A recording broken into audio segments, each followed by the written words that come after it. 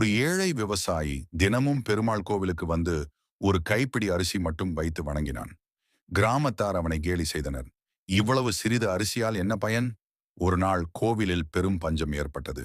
அப்போது அந்த ஏழையின் தினசரி வைத்திருந்த சிறிய அரிசி மட்டும் களஞ்சியத்தில் நிறைந்திருந்தது.